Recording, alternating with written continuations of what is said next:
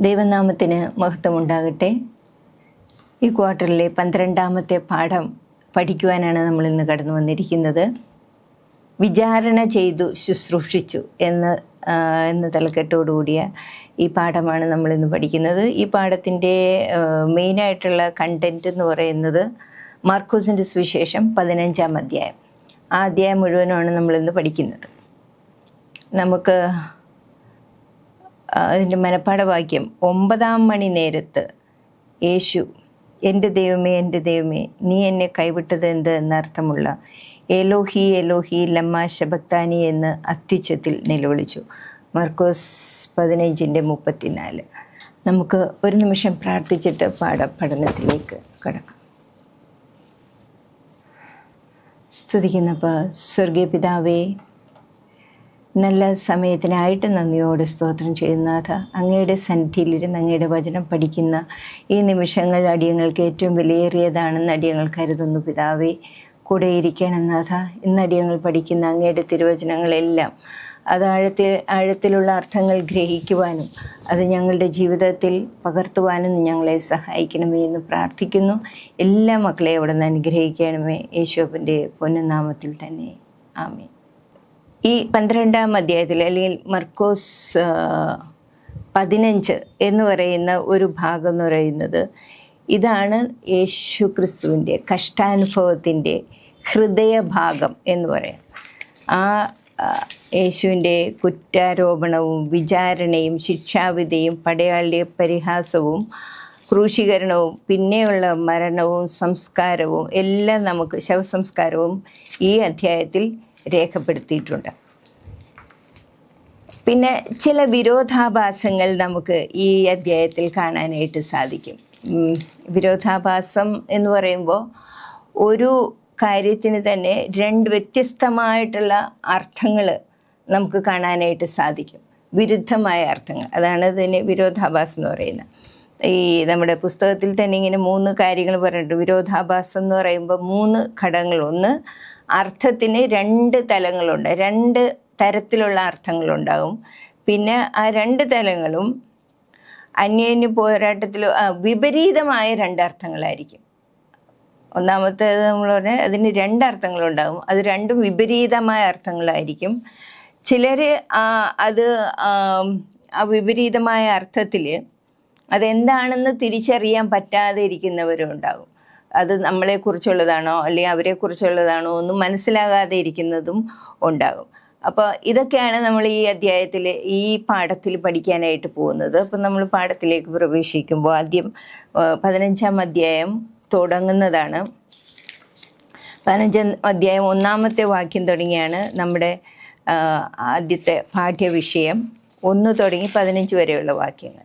ഉടനെ അധികാലത്ത് തന്നെ മഹാപുരോഹിതന്മാരും മൂപ്പന്മാരും ശാസ്ത്രിമാരുമായി ന്യായാധിപ സംഘമൊക്കെയും കൂടിയാലോചിച്ചു യേശുവിനെ കെട്ടി കൊണ്ടുപോയി പിലാത്തോസിനെ ഏൽപ്പിച്ചു. പിലാത്തോസ് അവനോട് അത് വായിക്കുന്നതിന് മുമ്പ് നമുക്ക് ഇതിന് കഴിഞ്ഞ പാഠത്തിൽ നമുക്കറിയാം യേശുവിൻ്റെ വിചാരണ കഴിഞ്ഞ പാഠത്തിൽ തന്നെ ആരംഭിച്ചു കഴിഞ്ഞു. 14-ാം അധ്യായത്തിൽ യേശുനാഥനെ ഗെത്സമനെ തോട്ടത്തിൽ നിന്നും അറസ്റ്റ് ചെയ്ത് കൊണ്ടുപോയതിന് ശേഷം അവർ നേരെ കൊണ്ടുപോയത് മഹാപുരോഹിതൻ്റെ അടുക്കലേക്കാണ്. അപ്പോൾ അറസ്റ്റ് ചെയ്യാൻ വന്നതും പുരോഹിതന്മാർ പറഞ്ഞയച്ച പടയാളികളാണ് യേശുവിനെ അറസ്റ്റ് ചെയ്ത് കൊണ്ടുപോകുന്നത്. അവർ നേരെ പുരോഹിതൻ്റെ അടുത്താണ് കൊണ്ടുവന്നത്. പുരോഹിതന്മാരുടെ ഒരു വിചാരണ അവിടെ വെച്ച് കഴിയുന്നുണ്ട്. അപ്പോഴും യേശു മിണ്ടാതെയും വായ തുറക്കാതെയും ഇരുന്ന് ഒരേ ഒരു കാര്യം മാത്രം യേശുവിൻ്റെ നാവിൽ നിന്ന് വന്നുള്ളൂ.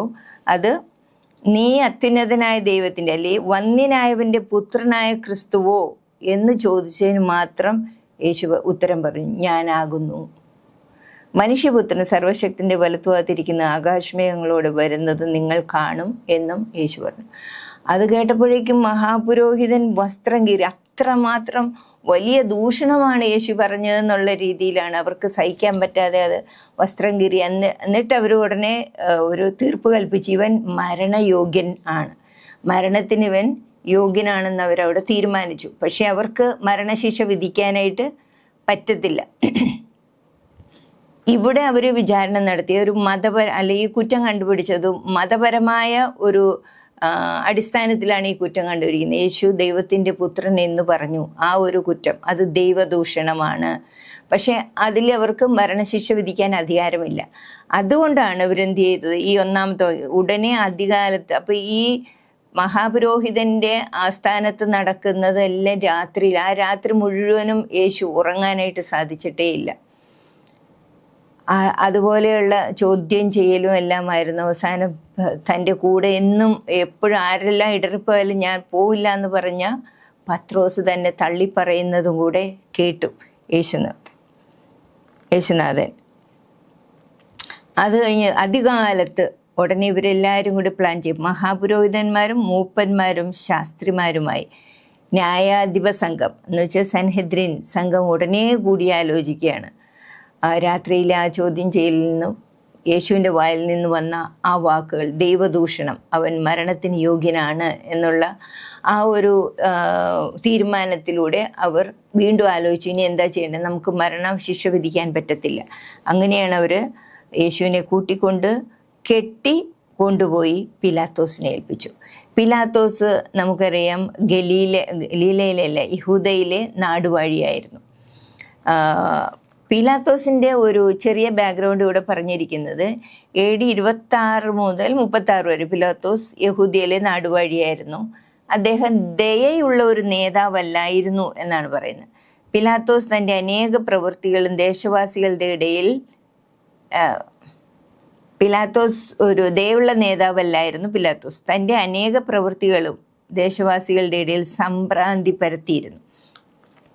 അതിൻ്റെ ഒരു എക്സാമ്പിള് ലൂക്കോസ് 13:1 പറയുന്നുണ്ട്. അത് നമുക്കൊന്ന് വായിക്കാം. ആ സമയത്ത് തന്നെ അവിടെ ഉണ്ടായിരുന്ന ചിലർ പിലാത്തോസ് ചില ഗലീലക്കാരുടെ ചോര അവരുടെ യാഗങ്ങളോടുകൂടെ കലർത്തിയ വർത്തമാനം അവനോട് അറിയിച്ചു. ഇത് വേറെ എങ്ങും ഈ വേദപുസ്തകത്തിൽ വേറെ എങ്ങും രേഖപ്പെടുത്തിയിട്ടില്ലാത്ത ഒരു കാര്യമാണ് ലൂക്കോസ് രേഖപ്പെടുത്തിയിരിക്കുന്നത്. ഇത് പറയപ്പെടുന്നത് ഇങ്ങനെയാണ്. ഞാൻ ചില കമൻട്രിയിൽ വായിച്ചപ്പോൾ കിട്ടിയത് ഇങ്ങനെയാണ്. ഗലീല എന്ന് പറയുന്നത് ഇസ്രായേലിൻ്റെ നോർത്തേൺ പാർട്ടിൽ വരുന്നത്, യഹൂദ എന്ന് പറയുന്ന സദേൺ പാർട്ടിൽ. അപ്പം യഹൂദയുടെ നാടുവാഴിയായിരുന്നു പിലാത്തോസ്. ഗലീലയിൽ ഹെരോദാവായിരുന്നു. അപ്പോൾ ഇവർ രണ്ടുപേരും നല്ല ടേംസിലല്ലായിരുന്നു. ഇപ്പം ഗലീലയിൽ നിന്ന് ചിലർ വന്ന് ഈ യെരുശലേം ദേവാലയത്തിൽ യാഗം കഴിക്കാൻ വന്നപ്പോൾ അവരിൽ നിന്നും എന്തോ പ്രശ്നമുണ്ടായിരിക്കാൻ സാധ്യതയുണ്ട്, ആ വന്നവരിൽ നിന്നും. അപ്പോൾ പിലാത്തോസ് ഓർഡർ കൊടുത്തിട്ട് അവർ ആ യാഗം കഴിച്ചിരുന്ന എത്രയോ പുരുഷന്മാരുണ്ട്, അവരെല്ലാവരെയും കൊന്നുകളയുകയാണ് ചെയ്ത്. എന്നിട്ട് അവരുടെ രക്തം അവർ യാഗം കഴിച്ച മൃഗങ്ങളുടെ രക്തത്തോടുകൂടെ യാഗത്തിനായിട്ട് അർപ്പിച്ചു എന്നാണ് പറയുന്നത്. അപ്പോൾ ഇതാണ് അത്രയും ദയയില്ലാത്ത ഒരു മനുഷ്യനായിരുന്നു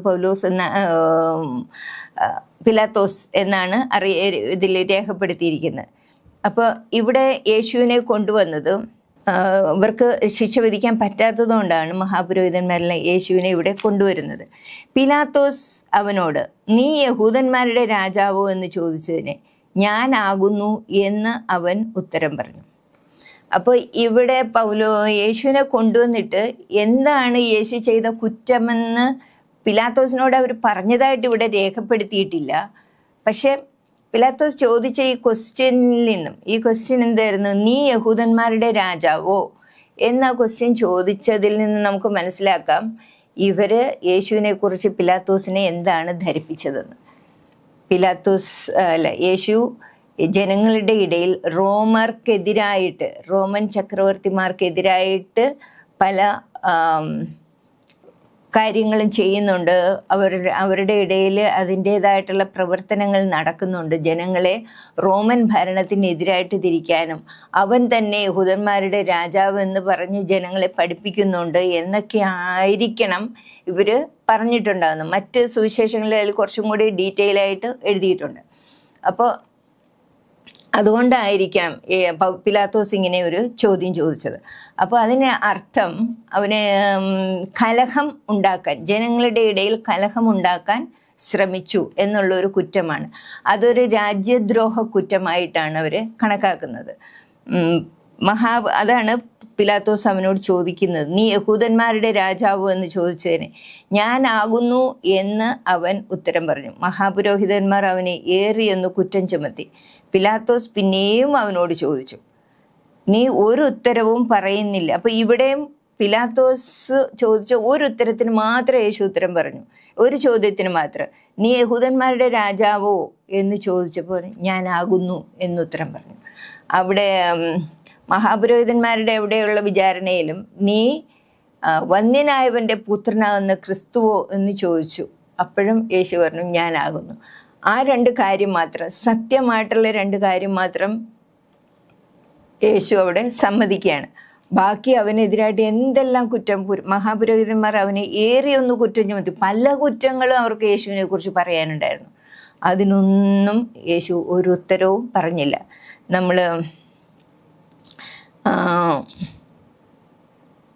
യശയ്യാ പ്രവാചകൻ 53 വായിക്കുന്നത് പോലെ, അറുപ്പാൻ കൊണ്ടുപോകുന്ന ആടിനെ പോലെ അവൻ വായ് തുറക്കാതെ ഇരുന്നു. തനിക്കെതിരായിട്ട് എന്തെല്ലാം ആരോപണം ഉണ്ടായിട്ടും ഒന്നും പറയുന്നില്ലായിരുന്നു. കാരണം പത്രോസ് പറഞ്ഞിട്ടുണ്ടല്ലോ, പത്രോസ്, യേശു നമുക്കൊരു മാതൃക വെച്ചേച്ച് പോയിരിക്കുന്നു. എല്ലാവരും അതിനെതിരായിട്ട് ദൂഷണം പറഞ്ഞിട്ടും വാ തുറക്കാതെ തിരിച്ച് ഒരു വാക്കുപോലും അവരോട് പറയാതെ തന്നെ നീതീകരിക്കുവാൻ യേശു നോക്കിയില്ല. എല്ലാം അറിയുന്ന ദൈവത്തിൽ ഭരമേൽപ്പിക്കുകയാണ് ചെയ്തത്. അതാണ് യേശു കാണിച്ച മാതൃക. അത് പത്രോസിന്റെ ലേഖനത്തിൽ പത്രോസ് എടുത്തു പറയുന്നുണ്ട്. അതാണ് നമുക്കിവിടെ കാണാവുന്നത്, എന്താണ് യേശു ചെയ്തതെന്ന്. ഒത്തിരി കുറ്റങ്ങൾ യേശുവിനെ എതിരായിട്ട് പറഞ്ഞിട്ടും ഒന്നിനും മറുപടി പറഞ്ഞില്ല. യേശു പിന്നെയും ഉത്തരമൊന്നും പറയായികയാൽ പിലാത്തോസ് ആശ്ചര്യപ്പെട്ടു. ഒരു മനുഷ്യനും അങ്ങനെ നിൽക്കാൻ പറ്റത്തില്ല. നമുക്കെതിരായിട്ട് എന്തെങ്കിലും പറഞ്ഞാൽ സ്വയം നീതീകരിക്കാൻ വേണ്ടിയിട്ട്, വെറുതെ നീതീകരിക്കാനല്ല, എന്നിൽ അത് തെറ്റില്ല, ഞാനത് ചെയ്തിട്ടില്ല എന്ന് പറയാൻ എല്ലാവർക്കും വ്യഗ്രത ഉണ്ടാവും. അത് മാനുഷികമാണ്. പക്ഷെ യേശുവിന് ഒന്നുമില്ലായിരുന്നു തിരിച്ചു പറയാം, ഒരക്ഷരവും മിണ്ടിയില്ല. പിന്നെ യേശുവിനെ മരണത്തിന് വിധിക്കുന്നു. അപ്പോൾ ഇവിടെ ഈ കൊണ്ടുവന്ന ചോദ്യം എന്ന് പറയുന്നത്, ശരിക്കും ഈ രണ്ട് ഉത്തരങ്ങൾ പൗലോസ് പറഞ്ഞത് യേശുനാഥൻ പറഞ്ഞത് രണ്ട് സത്യമായിട്ടുള്ള കാര്യമാണ്. യേശുനാഥൻ ദൈവത്തിൻ്റെ പുത്രനുമാണ്, യഹൂദന്മാരുടെ രാജാവുമാണ്. പക്ഷെ മനുഷ്യരാഗ്രഹിക്കുന്ന രീതിയിലുള്ളതല്ലെന്നേ ഉള്ളൂ. അവൻ അഭിഷിക്തൻ എന്ന് പറഞ്ഞാൽ അന്നെല്ലാം യഹൂദന്മാരുടെ ഇടയിൽ ഒരു രാജാവിനെയാലും അഭിഷേകം ചെയ്തിട്ടാണ് അവർ രാജാവായിട്ട് രാജാവായിട്ട് സ്ഥാനാരോഹണം ചെയ്യുന്നത്. അതേപോലെയുള്ള ഒരു മിശിഹ എന്ന് പറഞ്ഞ വാക്കിൻ്റെ അർത്ഥം തന്നെ അഭിഷിക്തൻ എന്നാണ്. ആ അഭിഷിക്തൻ രാജാവാകാനും യോഗ്യൻ തന്നെ, രാജാവ് തന്നെ ആയിരുന്നു. പക്ഷെ അവർക്കത് മനസ്സിലാകാതെ ഇരുന്ന ഒരു യഹൂദനും അത് മനസ്സിലായില്ല, എന്താണ് യേശുവിൻ്റെ ആ ഒരു പദവിയുടെ അർത്ഥമെന്ന്. അപ്പോൾ സൻഹെദ്രിൻ മുൻപിൽ കൊണ്ടുവന്ന ആരോപണം ദൈവദൂഷണം, ഗവർണറുടെ മുമ്പിൽ കൊണ്ടുവന്ന ആരോപണം രാജ്യദ്രോഹ കുറ്റം. ഇത് രണ്ടും ആയിരുന്നു യേശുവിനെതിരായിട്ട് അവർ രണ്ട് ആലോചന സമിതിയുടെ മുമ്പിൽ 2 തരത്തിലുള്ള കുറ്റങ്ങളാണ് യേശുവിനെതിരായിട്ട് കൊണ്ടുവന്നത്. ഓക്കെ, 6ാമത്തെ വാക്യം, അവൻ ഉത്സവം തോറും അവർ ചോദിക്കുന്ന ഒരു തടവുകാരനെ അവർക്ക് വിട്ടുകൊടുക്കുക പതിവായിരുന്നു. അത് എല്ലാ വർഷവും നടക്കുന്ന കാര്യം തന്നെ. നമ്മുടെ ജയിലുകളിലൊക്കെ ഇങ്ങനെ കേട്ടിട്ടുണ്ട്, ഇൻഡിപെൻഡൻസ് ഡേക്കോ റിപ്പബ്ലിക് ഡേക്കൊക്കെ ചില തടവുകാരെ അവരുടെ നല്ല നടപ്പ് നോക്കി അവർ കുഴപ്പമില്ലാത്തവരാണെന്ന് കണ്ട വിട്ടയക്കും എന്നാണ് കേട്ടിട്ടുള്ളത്. അതേപോലെ അവരായിരിക്കും ഈ പതിവ് അവിടെയും ഉണ്ടായിരുന്നത്. എന്നാൽ ഒരു കലഹത്തിൽ കൊല ചെയ്തവരായ കലഹക്കാരോടുകൂടെ ബന്ധിച്ചിരുന്ന ബറബാസ് എന്നു പേരുള്ള ഒരുത്തൻ ഉണ്ടായിരുന്നു. പുരുഷാരം കയറി വന്നു, അവൻ പതിപോലെ ചെയ്യണം എന്ന് അപേക്ഷിച്ചു തുടങ്ങി. അവിടെ ഒരു കലഹത്തിൽ, അവിടെ യേശുവിനെ നേരെ ഇവർ ചുമത്തിയ കുറ്റവും ഇത് തന്നെയാണ്, കലഹമുണ്ടാക്കുക, ജനങ്ങളുടെ ഇടയിൽ ഗവൺമെന്റിനെതിരായിട്ട് കലഹമുണ്ടാക്കുക എന്നുള്ളൊരു കുറ്റമാണ് യേശുവിനെതിരെ അവർ പറയുന്നത്, രാജ്യദ്രോഹ കുറ്റം. അതേപോലെ ഒരു കുറ്റമാണ് ഇവൻ ചെയ്തത്. കലഹത്തിൽ കൊല ചെയ്തവരായ കലഹക്കാരോടുകൂടെ ബന്ധിച്ചിരുന്ന അപ്പോൾ ബറാബാസ് ശരിക്കും അവിടെ ഉള്ള പുരുഷാരത്തിനൊരു ലീഡറായിരുന്നു. അവൻ ഈ ഗവൺമെൻറ്റിനെതിരായിട്ട് കലഹം ഉണ്ടാക്കാനായിട്ട് ജനങ്ങളെ പ്രേരിപ്പിച്ച ഒരു ലീഡറായിരുന്നു. അപ്പോൾ അതുകൊണ്ടായി ആ പുരുഷാരം കയറി വന്നത് നമുക്ക് പറയാൻ പറ്റത്തില്ല. ആ പുരുഷാരം അല്ല യേശുവിനെ അറിയുന്ന പുരുഷാരം, അല്ലെങ്കിൽ യേശുവിനോട് കൂടെ ആയിരുന്നവരാണെന്ന് പറയാൻ പറ്റത്തില്ല. ചിലപ്പോൾ ബറബാസിന് വേണ്ടി വന്നവരായിരിക്കാം. എന്തായാലും അവർക്ക് യേശുവിനെ കുറിച്ച് ശരിക്കും അറിയില്ലെന്ന് തോന്നുന്നു. ആ പുരുഷാരം കയറി വന്നിട്ട് പിലാത്തോസിനോട് പറയുന്നതാണ്, അവൻ പതിപോലെ ചെയ്യണം എന്ന് അപേക്ഷിച്ചു തുടങ്ങി. എന്ന് പറഞ്ഞാൽ എല്ലാ വർഷവും ചെയ്യുന്ന ആ പതിവ്, ഒരാളെ വെറുതെ വിടണം എന്നുള്ള ആ പതിവ്, അത് നീ ചെയ്യണം എന്നാണ് പറഞ്ഞത്. മഹാപുരോഹിതന്മാർ അസൂയ കൊണ്ട് അവനെ ഏൽപ്പിച്ചു എന്ന് പിലാത്തോസ് അറിഞ്ഞതുകൊണ്ട്, അപ്പോൾ പിലാത്തോസിന് അത് മനസ്സിലായി. എന്തുകൊണ്ടാണ് മഹാപുരോഹിതന്മാർ യേശുവിനെ അവിടെ പിലാത്തോസിന്റെ മുൻപിൽ കൊണ്ടുവന്നത്, മരണശിക്ഷ വിധിക്കണം എന്ന് പറഞ്ഞ് കൊണ്ടുവന്നതിൻ്റെ കാരണം ഏറ്റവും വലുതെന്ന് പറയാൻ പറ്റത്തില്ല, എന്നാലും വളരെ ഭയങ്കരമായൊരു പാപമാണ് അസൂയ. നമ്മളാരും അതത്ര ഗൗരവമായിട്ട് കാണത്തില്ല. അസൂയ എന്ന് പറയുന്ന ആ ഒരു പാപത്തിൽ നിന്നാണ്. അത് നമുക്ക് ആരും കാണാതെ ചെയ്യുന്നതല്ല, അത് നമ്മുടെ മനസ്സിലുണ്ടാകുന്ന ഒരു വലിയ പാപമാണ് അസൂയ. അതാണ് കൊലയിലേക്ക് നയിച്ചത്. നമ്മൾ പലരെ കുറിച്ച് ചിന്തിക്കുമ്പോഴും ഈ സാധനം, ഈ അസൂയ എന്ന് പറയുന്ന ഒരു കാര്യം, അത് പലപ്പോഴും വലിയ തെറ്റിലേക്ക് മനുഷ്യരെ നയിക്കാറുണ്ട്. അത് പിലാത്തോസ് മനസ്സിലാക്കി. അവർ അസൂയ കൊണ്ടാണ് അവനെ ഏൽപ്പിച്ചതെന്ന് പിലാത്തോസ് അറിഞ്ഞു. യഹൂദന്മാരുടെ രാജാവിനെ നിങ്ങൾക്ക് വിട്ടുതരണം എന്ന് ഇച്ഛിക്കുന്നുവോ എന്ന് ചോദിച്ചു. ഇപ്പോൾ പുരുഷാരം വന്ന് പറഞ്ഞല്ലോ, നീ പതിവ് പോലെ ചെയ്യുന്നത്, എല്ലാ വർഷം ചെയ്യുന്ന പോലെ ഇപ്പോഴും ചെയ്യണം എന്ന് പറഞ്ഞപ്പോൾ പിലാത്തോസ് ചോദിക്കുകയാണ്, യഹൂദന്മാരുടെ രാജാവിനെ ഞാൻ വിട്ടുതരണം എന്നാണോ നിങ്ങൾ പറയുന്നത്? എന്നാൽ അവൻ ബറാബാസിനെ വിട്ടുകൊടുക്കേണ്ടതിന് ചോദിക്കുവാൻ മഹാപുരോഹിതന്മാർ പുരുഷാരത്തെ ഉത്സാഹിപ്പിച്ചുകൊണ്ടിരുന്നു. അപ്പോൾ പുരുഷാരം ഇത്രയും ഷൗട്ട് ചെയ്യാൻ കാരണം അവരെ പ്രേരിപ്പിച്ചത് പുരോഹിതന്മാരാണ്. നമുക്ക് ബറാബാസിനെ മതി, അവനെ വേണ്ട, അവനെ ക്രൂശിക്കണം എന്ന് നിങ്ങൾ പറയണം എന്ന് ഈ പുരുഷാരത്തെ പ്രേരിപ്പിച്ചത് അവനായിരുന്നു, മഹാപുരോഹിതന്മാരായിരുന്നു. പിലാത്തോസ് പിന്നെയും, അപ്പോൾ ഇവിടെ രണ്ട് കാര്യമുണ്ട്, അത് നമ്മുടെ പുസ്തകത്തിൽ എഴുതിയിട്ടുണ്ട്. ഒന്ന് പിലാത്തോസ് ഗ്രഹിച്ച കാര്യവും ഒന്ന് പിലാത്തോസിന് ഗ്രഹിക്കാൻ പറ്റാതിരുന്ന കാര്യം. അത് ഈ 9, 10, 11 വാക്കുകളിലുണ്ട്. പിലാത്തോസ് ഗ്രഹിച്ച കാര്യം ഇതാണ്, ഇവനിൽ ഞാനൊരു കുറ്റവും കാണുന്നില്ല, ഇവനെക്കുറിച്ച് വേറെ ഒന്നും അധികം കേട്ടിട്ടില്ല, ഇവനൊരു കലഹം ഉണ്ടാക്കുന്നതാണെന്നൊന്നും പിലാത്തോസ് കേട്ടിട്ടില്ല, ഇവർ കൊണ്ടുവന്ന് പറഞ്ഞു എന്നേ ഉള്ളൂ, പിലാത്തോസ് കേട്ടിട്ടില്ല. അതുകൊണ്ടാണ് പിലാത്തോസിന് മനസ്സിലായത് അസൂയ കൊണ്ടാണ് അവനെ ഏൽപ്പിച്ചതെന്നതെന്ന് പിലാത്തോസ് ഗ്രഹിച്ചു. പക്ഷെ അവൻ ഗ്രഹിക്കാത്ത ഒന്നുണ്ടായിരുന്നു. അതെന്താണ്? യഹൂദന്മാരുടെ രാജാവിനെ വിട്ടുതരണമോ എന്ന് ചോദിച്ചപ്പോൾ പുരോഹിതന്മാരാണ് ഇവരെ പ്രേരിപ്പിക്കുന്ന പുരുഷാരത്തെ. വേണ്ട, അവനെ വേണ്ട, നമുക്ക് ബറബാസിനെ മതിയെന്ന് ഉറക്കെ വിളിച്ചു പറയാനായിട്ട്. അത് പക്ഷേ പിലാത്തോസ് ഗ്രഹിച്ചിട്ടില്ല എന്നാണ്. അതാണ് ആ 2 വാക്യത്തിലുള്ള ആ ഒരു വിരോധാഭാസം. ഒന്ന് പിലാത്തോസ് ഗ്രഹിച്ചു, പക്ഷെ മറ്റേത് ഗ്രഹിക്കാൻ പറ്റാതെയാണ് പിലാത്തോസ് അതിന് സമ്മതിക്കുന്നത്. അപ്പോൾ പിലാത്തോസ് പുരുഷാരത്തിന് അവനെ ക്രൂശിക്കുക എന്നവർ വീണ്ടും നിലവിളിച്ചു. പിലാത്തോസ് അവരോട്, അവൻ എന്തു ദോഷം ചെയ്തു എന്ന് പറഞ്ഞപ്പോൾ അവനെ ക്രൂശിക്കുക എന്ന് അവർ അധികമായി അതിന് 12ാമത്തെ വാക്യം നമുക്ക് ഏറ്റവും ഇമ്പോർട്ടൻ്റ്. പിലാത്തോസ് പിന്നെ അവരോട്, എന്നാൽ യഹൂദന്മാരുടെ രാജാവ് എന്ന് നിങ്ങൾ പറയുന്നവനെ ഞാൻ എന്ത് ചെയ്യണം എന്ന് ചോദിച്ചു. ഈ ചോദ്യം നമുക്കെല്ലാവരോടും നമ്മളോട് ദൈവം ചോദിക്കുകയാണ്.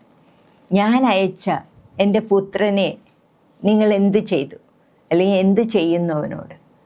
നിങ്ങൾ സ്വീകരിക്കുകയാണോ അതോ അവനെ തള്ളിപ്പറയുകയാണോ ചെയ്യുന്നത്? പിലാത്തോസ് ചോദിച്ചത് ആണ്, യഹൂദന്മാരുടെ രാജാവ് എന്ന് നിങ്ങൾ പറയുന്നവനെ ഞാൻ എന്ത് ചെയ്യണം എന്നാണ് നിങ്ങൾ പറയുന്നത്. നമുക്ക്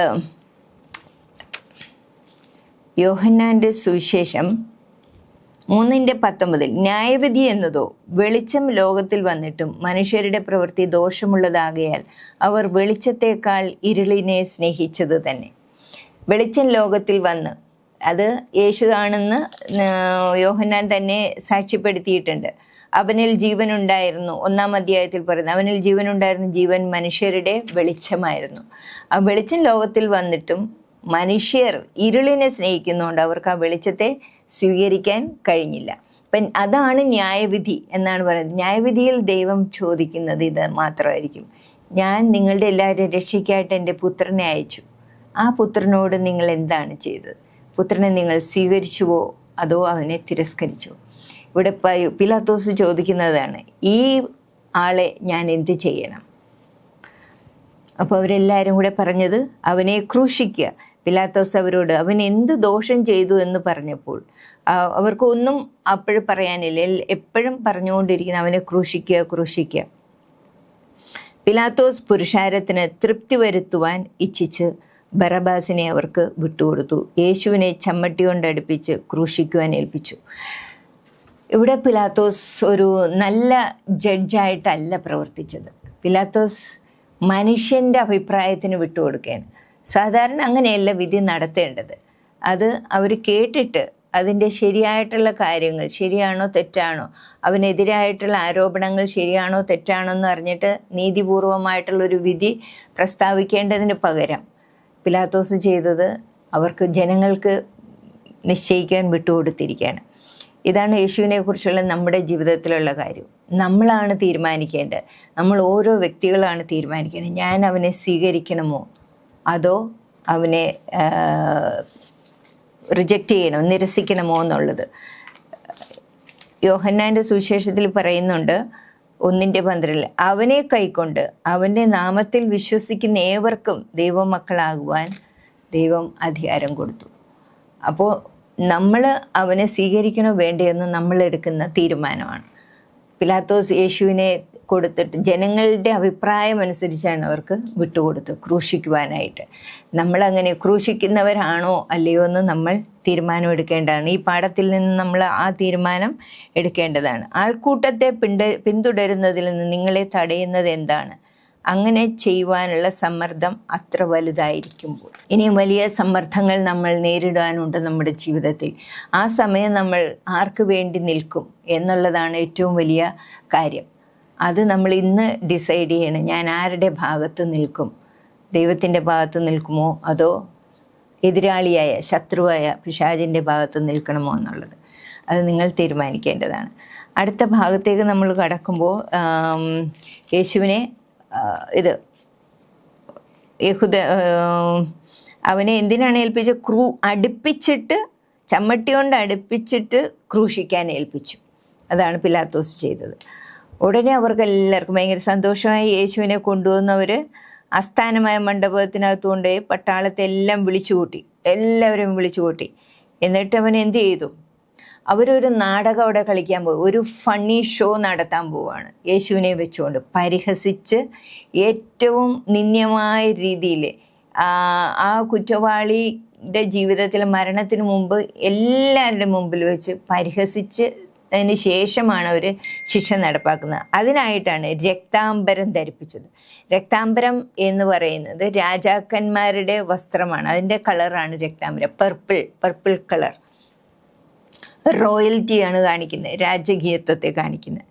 അത് എടുത്ത് ധരിപ്പിച്ചു. പിന്നെ മുള്ളുകൊണ്ട് കിരീടം മെനഞ്ഞവിടെ അവനെ ചൂടിച്ചു. യഹൂദന്മാരുടെ രാജാവേ ജയ ജയ എന്ന് പറഞ്ഞ് വന്ദിച്ചു. കോൽ കൊണ്ട് അവൻ്റെ തലയിലടിച്ചു, അവനെ തുപ്പി മുട്ടുകുത്തി അവനെ നമസ്കരിച്ചു. അപ്പോൾ യേശുവിനെ നമസ്കരിച്ചതും പിന്നെ അവനെ വന്ദിച്ചതും ഒന്നും അവരുടെ ഭക്തി കൊണ്ട് ചെയ്തതല്ല, പരിഹസിച്ചുകൊണ്ട് ചെയ്താണ്. ഇവൻ യഹൂദന്മാരുടെ രാജാവെന്ന് പറഞ്ഞ് നടക്കുന്നു. ഞങ്ങൾക്ക് റോമൻ ചക്രവർത്തിമാർ നമുക്കുണ്ട്, പിന്നെ ഇവനൊക്കെ എങ്ങനെ രാജാവാകുന്നതെന്ന് പറഞ്ഞാണ് ഈ പടയാളികൾ. ആരൊക്കെയാണ് അവിടെ വന്നത്? പട്ടാളത്തെ എല്ലാം വിളിച്ചു കൂട്ടി. അപ്പോൾ അവർക്കെല്ലാം കൂടുതൽ നന്ദിയും കടപ്പാടും ഉള്ളത് റോമൻ ഗവൺമെൻറ്റിനോടാണ്. അപ്പോൾ അതിനിടയ്ക്ക് ഇങ്ങനെ ഒരുത്തം വന്ന് ഞാനാണ് ഇവരുടെ രാജാവ് എന്ന് പറഞ്ഞപ്പോൾ അവരെല്ലാം അങ്ങ് പരിഹസിക്കാൻ തുടങ്ങി. അതിനു വേണ്ടിയിട്ട് ഒരു രാജാവിൻ്റെ രൂപത്തിൽ മുള്ളുകൊണ്ട് കിരീടം മെടഞ്ഞു അവനെ ചൂടിച്ചു. യഹൂദന്മാരുടെ രാജാവേ ജയ ജയ എന്ന് പറഞ്ഞവനെ വന്ദിച്ചു. മുള്ളുകൊണ്ടുള്ള കിരീടം യേശു ആ സമയം അത് സ്വീകരിക്കാൻ റെഡിയായിരുന്നു. അതിനു മുമ്പേ യേശു ഗെത്സമന തോട്ടത്തിൽ വെച്ച് നമ്മുടെ എല്ലാവരുടെയും പാപങ്ങളെ ചുമക്കാനായിട്ടുള്ള തീരുമാനം എടുക്കുകയും ചെയ്തു. ദൈവത്തിൽ നിന്നുള്ള ശക്തി ലഭിക്കുകയും ചെയ്തു. ആ ശക്തിയാലാണ് ഈ എല്ലാ പരിഹാസങ്ങളെയും നിന്ദകളെയും എല്ലാം അവഗണിക്കുവാൻ യേശുവിന് സാധിച്ചത്. ഇപ്പോൾ നമുക്കറിയാം, പാപത്തിന് ശേഷം ആണ് ഈ മുള്ളെന്ന് പറയുന്ന സാധനം ഈ ഭൂമിയിലുണ്ടായത്, അല്ലേ? മുള്ളും പറക്കാരെയും, നീ ചെയ്ത പാപനിമിത്തം ഭൂമി ശപിക്കപ്പെട്ടിരിക്കുന്നു എന്ന് ദൈവം ആദാമിനോട് പറഞ്ഞു. മുള്ളും പറക്കാരെയും അതിൽ നിന്നും മുളയ്ക്കും. അപ്പോൾ ആ മുള്ളുകൊണ്ടുള്ള കിരീടം അന്ന് യേശുവിന് ഏറ്റവും യോജിച്ചതായിരുന്നു. കാരണം എല്ലാവരുടെയും പാപങ്ങളെ താൻ വഹിക്കുവാനായിട്ടായിരുന്നു ആ ക്രൂശിൽ. അതായിരുന്നു തൻ്റെ ജീവിതത്തിൻ്റെ ലക്ഷ്യം. അതാണ് അവരറിയാതെയാണ് ചെയ്തതെങ്കിലും അത് യേശുവിന് ഏറ്റവും യേശു അത് അർഹിക്കുന്നതല്ല, നമുക്ക് വേണ്ടി യേശു അത് സ്വീകരിക്കാൻ റെഡിയായിട്ട് തീർന്നു. അപ്പോൾ അതാണ് ഇവിടുത്തെ വിരോധാഭാസം. അവർ ചെയ്യുന്നത് പരിഹസിച്ചുകൊണ്ടാണ്, പക്ഷെ അതിൻ്റെ ആത്മീയമായിട്ടും ദൈവം അത് സ്വീകരിക്കാൻ റെഡിയായിരുന്നു യേശു ക്രിസ്തു. അവർ അടിച്ചതും കൊണ്ട് ഇവരെല്ലാം അങ്ങനെ അടിക്കുന്നത് ശരിക്കും പറഞ്ഞാൽ അവർ ആ ഓരോ അടിയിലും പല കുറ്റവാളികളും അവരുടെ തെറ്റുകൾ ഏറ്റുപറയും. അല്ലെങ്കിൽ തെറ്റാണ് ഞാൻ ചെയ്തു പോയത്, ക്ഷമിക്കണമേ, അടി നിർത്തണമേ എന്നൊക്കെ പറഞ്ഞ് കരയും. അതിനാണ് ഓരോ അടിയും കൊടുക്കുന്നത്. പക്ഷേ ഇതെല്ലാം കൊണ്ടിട്ടും ആ അടിയിലൊക്കെ ഓരോ ആ ചാട്ടവാറിലെ അറ്റത്ത് എന്തൊക്കെ ഉണ്ടാവും, എല്ല്, ചില്ല്, കല്ല്, ആണി എന്നെല്ലാം ഉണ്ടായിരിക്കും. അപ്പോൾ വധശിക്ഷയ്ക്കായി തടവുകാരെ തയ്യാറാക്കുന്നതിനായിട്ടാണ് അവർ വസ്ത്രം ഉരിഞ്ഞിട്ട് ഇങ്ങനെ തൂണിലിങ്ങനെ കെട്ടിവെച്ചിട്ട് പുറത്താണ് അടിക്കുന്നത്. തൂണിലിങ്ങനെ കൈ കെട്ടിവെച്ചിട്ട് അത് നമ്മൾ ഓർക്കുമ്പോൾ നമുക്കൊന്നും അത് ഉൾക്കൊള്ളാൻ പറ്റാത്ത അത്രയും ഇതാണ്. അതിൻ്റെ ആ ചാട്ടവാറിൻ്റെ അറ്റത്തുണ്ടായിരുന്ന കാര്യങ്ങളെല്ലാം അതെല്ലാം കൊണ്ട് ആ ദേഹം മുഴുവനും ഉഴുത നിലം പോലെ ആയിത്തീർന്നു യേശുവിൻ്റെ ശരീരം.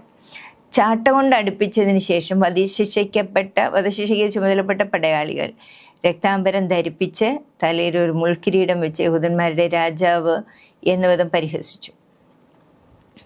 അപ്പം ഇതിൽ അടങ്ങിയിരുന്നത് അതിന് യേശുവിനെ പരിഹരിക്കാൻ കൂടെ 200 മുതൽ 600 വരെ പുരുഷന്മാരുണ്ടായിരുന്നു എന്നാണ് പറയുന്നത്. അപ്പോൾ യേശു വാസ്തവത്തിൽ രാജാവായിരുന്നത് കാരണം ഈ ദൃശ്യത്തിൽ വിരോധാഭാസം വായിക്കുന്നതിന് തെളിവാണ്. ശരിക്കും യേശു അവരുടെ രാജാവ് തന്നെയായിരുന്നു. ഇനി സ്ഥാപിക്കാൻ പോകുന്ന രാജ്യത്തിൻ്റെ രാജാവും യേശു തന്നെ. എല്ലാ ലോക സാമ്രാജ്യങ്ങളെയും തകർത്ത് പൊടിയാക്കി കളഞ്ഞ് യേശുവിൻ്റെ രാജ്യമാണ് ഈ ഭൂമിയിൽ സ്ഥാപിതമാകാൻ പോകുന്നത്. അതുകൊണ്ടത് ഒരു വിരോധാഭാസം അവർ കളിയാക്കിക്കൊണ്ട് ചെയ്തു. പക്ഷെ അതിന് 2 അർത്ഥമുണ്ട്. ക്രൂശീകരണത്താലുള്ള റോമിൻ്റെ വധശിക്ഷയിൽ കുറ്റം ചുമത്തപ്പെട്ട വ്യക്തി തന്നെ നഗ്നനായി കുരിശു ചുമന്നുകൊണ്ട് വധസ്ഥലത്തേക്ക് പോകണം എന്നതായിരുന്നു ഈ രീതി. ഈ രീതി വീണ്ടും ആ വ്യക്തിയെ സമൂഹത്തിന് മുമ്പിൽ പൂർണ്ണമായും അപമാനിക്കുന്നതിനും ലജ്ജിപ്പിക്കുന്നതിനും വേണ്ടിയിട്ടാണ് നഗ്നനായിട്ട് ഈ കുരിശും ചുമന്നുകൊണ്ട് പോകണം എന്നുള്ളത്. എന്തുമാത്രമാണ് ദൈവം നമുക്ക് വേണ്ടിയിട്ട് സഹിച്ചതെന്ന് നമ്മൾ ഓർക്കണം. ഈ സമയത്ത് എത്രമാത്രം പീഡനം, പരിഹാസം, നിന്ന, അപമാനം എല്ലാം നമുക്ക് വേണ്ടി യേശുക്രിസ്തു സഹിച്ചു അന്ന്. അത് ഒരു മനുഷ്യനും സാധ്യമാകില്ല. മനുഷ്യനായവർക്ക് ദൈവത്തിൻ്റെ ആത്മാവ് യേശുവിനോട് കൊണ്ടേ ഉണ്ടായിരുന്നു. പൂർണ്ണ ദൈവവുമായിരുന്നത് കൊണ്ടാണ് അതെല്ലാം സാധിച്ചത് എന്നോർത്തത് നമുക്ക് പറ്റത്തില്ലെന്നല്ല. അതിനാണ് യേശു വന്നത് തന്നെ, നമ്മളെ ആ യേശുവിൻ്റെ ആത്മാവിനാൽ നിറച്ചുകൊണ്ട്. അതുകൊണ്ടാണ് പറയുന്നത് വീണ്ടും ജനിക്കണം. ദൈവത്തിൻ്റെ ആത്മാവിനാൽ നമ്മൾ വീണ്ടും ജനിക്കുമ്പോൾ നമുക്കിതെല്ലാം യേശുവിന് വേണ്ടി സഹിക്കാനായിട്ട് നമുക്ക് സാധ്യമാകും. എന്നാൽ പൊതുവിലുള്ള നഗ്നത യഹൂദന്മാർ വെറുത്തിരുന്നു. അപ്പോൾ റോമക്കാരുടെ രീതിയിൽ നിന്ന് പൂർണ്ണമായിട്ടുള്ള നഗ്നനായിട്ട് വിടണം എന്നാണ്. പക്ഷേ അവർ പൊതുസ്ഥലത്ത് അങ്ങനെ നഗ്നരായിട്ട് നടക്കുന്നത് യഹൂദന്മാർക്ക് അവർക്കത് ഇഷ്ടമില്ല. അതുകൊണ്ട് അവർ രക്താംബരം മാറ്റി പരിഹസിക്കാനായിട്ട് ഇട്ടിരുന്ന വസ്ത്രം മാറ്റിയിട്ട് യേശുവിൻ്റെ വസ്ത്രം തന്നെ യേശുവിന് കൊടുത്തു എന്നാണ് പറയപ്പെടുന്നത്. പക്ഷെ പിന്നീട് നമ്മൾ ഇനി വാക്യങ്ങളിൽ കാണുന്നുണ്ടത് അവരതിനു വേണ്ടി ആ അങ്കി, യേശുവിൻ്റെ അങ്കിക്കായിട്ട് അവർ ചീട്ടിട്ട കാര്യം പറയുന്നുണ്ട്. അപ്പോൾ ഇവിടെയുള്ള എല്ലാ വൈരുദ്ധ്യങ്ങളെയും കുറിച്ച് ചിന്തിക്കുക. ഈ മനുഷ്യർ എന്ത് ചെയ്യുന്നതിനെപ്പറ്റി അവർക്ക് തന്നെ ആശയമില്ലായിരുന്നു. ന്യായവിധി ദിവസത്തിൽ അവരുടെ അറിവില്ലായ്മ അവരെ ന്യായീകരിക്കാത്തത് എന്തുകൊണ്ട്? അപ്പോൾ ശരിക്കും അവർക്ക് യേശുവാണ്, യഹൂദന്മാരുടെ റിയൽ രാജാവായ യേശുവാണ്, അല്ലെ ദൈവപുത്രനാണിതെന്നുള്ള ഒരു ഗ്രാഹ്യമില്ലാതെയായിരുന്നു ആ പടയാളികളെല്ലാം അത് ചെയ്തത്. അവർക്കത് ന്യായീകരിക്കാൻ യേശു അവർക്ക് വേണ്ടിയിട്ട് പ്രാർത്ഥിച്ചു. ഇവർ ചെയ്യുന്നത് എന്തെന്ന് അറിയായികയാൽ ഇവരോട് ക്ഷമിക്കണമേ എന്ന് പ്രാർത്ഥിച്ചുകൊണ്ടാണ് യേശു തൻ്റെ ജീവനെ വെടിഞ്ഞത്. അവൻ്റെ സ്വന്തം വസ്ത്രം ധരിപ്പിച്ച് അവനെ ക്രൂശിക്കുവാൻ കൊണ്ടുപോയി. ക്രൂശീകരണം അത് കഴിഞ്ഞ് നമ്മൾ ചൊവ്വാഴ്ചത്തെ പാഠത്തിലേക്ക് കടക്കുമ്പോൾ 21 വാക്യം തുടങ്ങി നമ്മൾ വായിക്കുകയാണ്. അലക്സാണ്ടറിൻ്റെയും റൂഫസിൻ്റെയും അപ്പനായി വയലിൽ നിന്ന് വരുന്ന കുറേനക്കാരനായ ശിമോനെ അവൻ്റെ ക്രൂശ് ചുമക്കുവാൻ അവർ നിർബന്ധിച്ചു. അപ്പോൾ ഇദ്ദേഹം കുറേനക്കാരൻ എന്ന് പറയുന്നത് ആഫ്രിക്കക്കാരനായിരുന്നു, ആ ഒരു ഭാഗത്തു നിന്ന് വന്ന ആളായിരുന്നു എന്ന് ഞാൻ വേറെ എവിടെയോ വായിച്ചിട്ടുണ്ട്. അപ്പോൾ ഇദ്ദേഹം പാസ് ഓവറിന് വന്നതാണ്. യേശുവിനെ അറിയുകയോ അല്ലെങ്കിൽ യേശുവിനെ കാണാനായിട്ടൊന്നും വന്നതല്ല. അന്നത്തെ പെസഹ ഉത്സവത്തിൽ പങ്കെടുക്കാനായിട്ട്. നമുക്കറിയാം, പെസഹ യഹൂദന്മാരുടെ 7 ഉത്സവങ്ങളിൽ 3 ഉത്സവങ്ങളുടെ സമയത്ത് എല്ലാ പ്രായപൂർത്തിയായ യഹൂദന്മാരും മെയിൽ അല്ലെങ്കിൽ പുരുഷന്മാരായവർ യെരുശലേം ദേവാലയത്തിൽ വരണം എന്നുള്ള കൽപ്പന ഉണ്ടായിരുന്നു. അത് പെസഹായിക്കും പിന്നെ പെസഹായുടെ അന്നും പെന്തക്കോസ്തിനും പിന്നെ കൂടാര പെരുന്നാളിനും ആണ് അവർ വരേണ്ടിയിരുന്നത്. ഓക്കെ, ഈ മൂന്ന് ഭാഗത്ത് 3 ഉത്സവങ്ങളുടെ സമയത്ത് അവരിവിടെ വരണമായിരുന്നു. അങ്ങനെ ആയിരിക്കും ഈ ശീമോൻ അവിടെ വന്നത്. അപ്പം ശീമോനെ അവർ അന്നൊക്കെ ഇങ്ങനെയാണെന്ന് പറയുന്നത്, അവർ അവരുടെ കയ്യിലുള്ള കുന്തം എടുത്ത് എൻ്റെ കഴുത്തിന് നേരെ പിടിച്ചിട്ട് ആയിരിക്കും വേറെ ആൾക്കാരെ, ശിമോന് മാത്രമല്ല ഞാൻ പറയുന്നത്, ഇതുപോലെ ആ കുരിശ് ചുമക്കാൻ വേറെ ആരെങ്കിലും നിർബന്ധിക്കുകയാണെങ്കിൽ അങ്ങനെയായിരിക്കും ചെയ്യുന്നത്. അത് വെച്ചിട്ട് നീ എൻ്റെ കുരിശെടുത്ത് നടക്കട എന്ന് പറഞ്ഞാൽ അവർ നടന്നേ പറ്റത്തുള്ളൂ. അങ്ങനെ ആയിരിക്കണം ഇവനെ നിർബന്ധിച്ച് ശിമോനെ. യേശുവാണെങ്കിൽ അന്ന് അത്രയും ക്ഷീണിതനായിരുന്നു. തലേ രാത്രിയിൽ ഉറങ്ങിയിട്ടില്ല. പകല് വെളുപ്പിന് തുടങ്ങിയ വിചാരണയാണിത്. എല്ലാവരുടെയും മുൻപിൽ വെച്ച് പരിഹസിക്കുകയും അടിക്കുകയും നിന്ദിക്കുകയും എല്ലാം ചെയ്യുന്നത്, ഇതെല്ലാം സഹിച്ച് യേശു ഇങ്ങനെ പോവുകയാണ്. അപ്പോൾ വിശപ്പുമുണ്ട്, ഉറക്കം ക്ഷീണമുണ്ട്. അങ്ങനെയുള്ള ഒരു അവസ്ഥയിലായിരുന്നു യേശു ക്രിസ്തു. അങ്ങനെ ഈ തലയോടിടം എന്നർത്ഥമുള്ള ഗൊൽഗോഥ എന്ന സ്ഥലത്തേക്ക് അവനെ കൊണ്ടുപോയി. ഗൊൽഗോഥ, അതിന് വേറൊരു പേരാണ് തലയോടിടം. തലയോട് എന്ന് പറഞ്ഞാൽ നമുക്കറിയാം അസ്ഥി, അല്ലെങ്കിൽ അത് പറയപ്പെടുന്ന ആ സ്ഥലത്ത് വലിയൊരു കുഴി ഉണ്ടായിരുന്നു, ഒരു മലയുടെ കീഴിലായിട്ടായിരുന്നു. അപ്പോൾ ആ കുഴി എന്ന് പറയുന്നത് ഒരു ക്വാറിയായിരുന്നു. ക്വാറി എന്ന് പറഞ്ഞാൽ പാറമട, അതിൽ നിന്ന് പാറ വെട്ടിയെടുത്ത വലിയ കുഴി ഉണ്ടായിരുന്നു. അപ്പോൾ ആ സ്ഥലം കാണുമ്പോൾ ഇങ്ങനെ ഒരു സ്കള്ളിൻ്റെ രൂപത്തിൽ, തലയോടിൻ്റെ രൂപം പോലെ തോന്നും. അതുകൊണ്ടായിരിക്കാം അതിന് ആ സ്ഥലത്ത് തലയോടിടം എന്ന് പേര് വന്നത്. പിന്നെ വേറൊരു എക്സ്പ്ലനേഷൻ എന്ന് പറഞ്ഞാൽ അന്നെല്ലാം കുരിശിലാണ് അവരുടെ മെയിനായിട്ടുള്ള എല്ലാ കള്ളന്മാരെയും ദുഷ്ടന്മാരെയും എല്ലാം മരണശിക്ഷ കുരിശിലായിരുന്നു. അപ്പോൾ കുരിശിൽ അവരെ ചിലപ്പോൾ 6 ദിവസമൊക്കെ കിടക്കുമെന്ന് പറയുന്നത് കുരിശിന്മേൽ. കാരണം യേശുവിൻ്റെ പോലെയുള്ള അവസ്ഥയിൽ ഇതുപോലെയുള്ള പട്ടിണിയോ ഉറക്കമിളപ്പോ ഒന്നും അല്ലായിരുന്നു മറ്റുള്ളവർക്ക്. അവർ ദിവസം വരെയും ആഹാരം എല്ലാം ശരിക്കും കഴിച്ച് കുറെ കൂടി ശക്തിയുള്ളവരൊക്കെ ആയിരിക്കും. അവർ ആ 6 ദിവസം കഴിഞ്ഞിട്ട് 6 ദിവസം കുരിശിൽ കിടന്നു കഴിഞ്ഞാൽ പിന്നെ ഒന്നും കിട്ടത്തില്ല അവർക്ക്. അപ്പോൾ ഒരു പട്ടിണിയും ദാഹവും എല്ലാം സഹിച്ച് പക്ഷികളുടെ ആക്രമണങ്ങളും ഉണ്ട്. കുരിശിൽ തറച്ചു കഴിഞ്ഞാൽ എല്ലാവരും വിട്ടുപോകും, ആ സ്ഥലം വിട്ടിട്ട് പോകും. ഇവർ ഈ കിടക്കുന്ന ആള് ഒറ്റയ്ക്കായിരിക്കും. അപ്പോൾ പക്ഷികളെല്ലാം വന്ന് അയാളുടെ മാംസം കൊത്തി തിന്നി. അങ്ങനെ വേദന സഹിച്ചാണ് മരിക്കുന്നത്. അല്ലാതെ ചിലരെയൊക്കെ അവർ കെട്ടിയിറക്കും, കുരിശിൽ നിന്ന് അതിൽ നിന്ന് ഇറക്കാറുണ്ട്. ആ കുരിശിൽ നിന്ന് ഇറക്കി താഴെ ഇട്ടിട്ട് പോകാറുണ്ട്. അവിടെ ഇതുപോലെ പക്ഷികളും മറ്റു മൃഗങ്ങളും ഒക്കെ വന്ന് അയാളുടെ മാംസമൊക്കെ കഴിച്ചിട്ടൊക്കെ പോകും. അങ്ങനെ അവരുടെ തലയോട്ടികളൊക്കെ അവിടെയൊക്കെ നിറഞ്ഞു കിടക്കുമായിരുന്നു എന്ന് പറഞ്ഞു. അപ്പം ഇനി ചിലപ്പോൾ അതുകൊണ്ടും ആയിരിക്കാം ആ സ്ഥലത്തിന് തലയോടിയിടം എന്ന പേര് വന്നത്.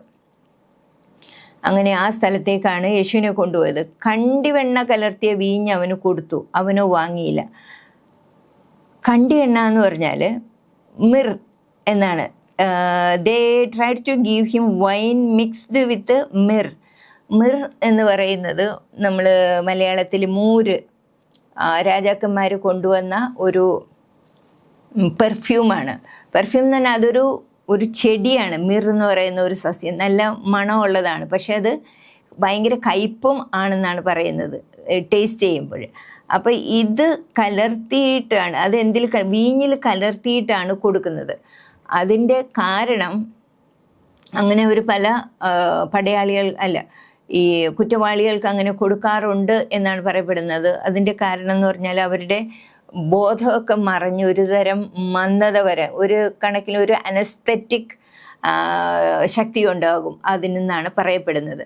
അപ്പോൾ അധികം വേദനയൊന്നും അറിയത്തില്ല. ആ ഒരു രീതിക്കാണ് അത് കൊടുത്തത്. പക്ഷേ യേശു അത് ഉപയോഗിച്ചില്ല, അവനോ വാങ്ങിയില്ല അത് കുടിക്കാൻ കൊടുത്തിട്ട്. കാരണം എന്തായിരിക്കാം? യേശു തൻ്റെ മരണം ആസ്വദിക്കുകയായിരുന്നു.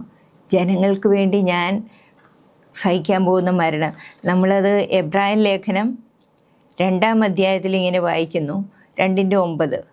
എങ്കിലും ദൈവകൃപയാൽ എല്ലാവർക്കും വേണ്ടി മരണം ആസ്വദിക്കുവാൻ ദൂതന്മാരിലും അല്പം ഒരു താഴ്ച വന്നവനായ യേശു മരണം അനുഭവിച്ചതുകൊണ്ട് അവന് മഹത്വവും ബഹുമാനവും അണിഞ്ഞവനായി നാം കാണുന്നു. അപ്പോൾ അത് യേശുവിൻ്റെ ഒരു ദൗത്യമായിരുന്നു, എല്ലാവർക്കും വേണ്ടി ഈ മരണം, കുറ്റവാളികൾ അനുഭവിക്കേണ്ട മരണം. അതെന്താണ്? ആ മരണത്തിൽ കൂടെ കടന്നു പോകണം, ബോധത്തോടുകൂടെ കടന്നു പോകണമായിരുന്നു. അതാണ് അവൻ അബോധാവസ്ഥയിലാകാതിരിക്കാൻ വേണ്ടിയിട്ട് അത് കുടിക്കാതിരുന്നത്. അവനെ ക്രൂശിച്ച ശേഷം അവൻ്റെ വസ്ത്രം ഇന്നവന് ഇന്നത് കിട്ടണം എന്ന് പറഞ്ഞവർ ചീട്ടിട്ടു, പങ്കുവച്ചു. നമ്മൾ ശരിക്കും ഇത് പ്രവചന നിവൃത്തിയാണ്. സങ്കീർത്തനം 22 വായിക്കുമ്പോൾ അതുപോലെ തന്നെ അതിൽ കാണാം. സങ്കീർത്തനം 22. എൻ്റെ ദൈവമേ നീ എന്നെ കൈവിട്ടത്. അത് ഇനി വരുന്ന ഭാഗമാണ്. 22ൻ്റെ തുടക്കമാണ് സങ്കീർത്തനം, പക്ഷെ അത് ഇനി നടക്കാൻ പോകുന്ന കാര്യമാണ്. 22:18 എൻ്റെ വസ്ത്രം അവർ പകുത്തെടുത്തു, എൻ്റെ അങ്കിക്കായി അവർ ചീട്ടിടുന്നു. ഇത് ഈ 22-ാം അധ്യായം മുഴുവനും യേശുവിൻ്റെ ഗെത്സമന തോട്ടം തുടങ്ങിയുള്ള ആ ഒരു സഹനത്തിൻ്റെ ഒരു അധ്യായമാണ് 22-ാമത്തെ സങ്കീർത്തനം എന്ന് പറയുന്നത്. നമ്മളെല്ലാവരും അത് വായിച്ചിരിക്കണം. അതിൻ്റെ അർത്ഥങ്ങളെല്ലാം നമ്മൾ ഗ്രഹിക്കണം, നമ്മുടെ മനസ്സിലത് സൂക്ഷിക്കുകയും വേണം. ഇവിടെ യേശുനാഥൻ്റെ ഈ സമയത്ത് കഷ്ടാനുഭവ വിവരണത്തിൽ അവൻ്റെ മരണത്തിന്മേൽ നിർബന്ധം ചെലുത്തുന്ന മനുഷ്യരാൽ നിയന്ത്രിക്കപ്പെടുന്ന മൗനമായ ഒരു കുറ്റവാളിയാണ് യേശു. സുവിശേഷത്തിലുടനീളം അവൻ്റെ അറസ്റ്റ് വരെ അവൻ പ്രവർത്തനങ്ങളുടെ അധിപനായിരുന്നു. ഇപ്പോൾ അവൻ്റെ മേൽ പ്രവർത്തിക്കുന്നു. അവൻ ആരോഗ്യമുള്ളതും ചുറ്റി സഞ്ചരിക്കുന്നതുമായ ഒരു ധർമ്മോപദേശകനായിരുന്നു. അവനേറ്റ അടി, ഭക്ഷണത്തിൻ്റെ ഉറക്കത്തിൻ്റെ കുറവ്, അവൻ്റെ ക്രൂശ് ഒരു അപരിചിതൻ ചുമക്കേണ്ടി വരത്തക്ക വിധം അവനെ ക്ഷീണിതനാക്കി. ക്രൂശിൽ അവൻ്റെ വസ്ത്രം അഴിച്ചു മാറ്റുകയും ആർക്ക് ലഭിക്കുമെന്ന് അറിയുന്നതിന് ചീട്ടിട്ട പടയാളികളുടെ വകയായി തീർന്നു. അതാണ് നമ്മൾ സങ്കീർത്തനത്തിൽ കണ്ടത്.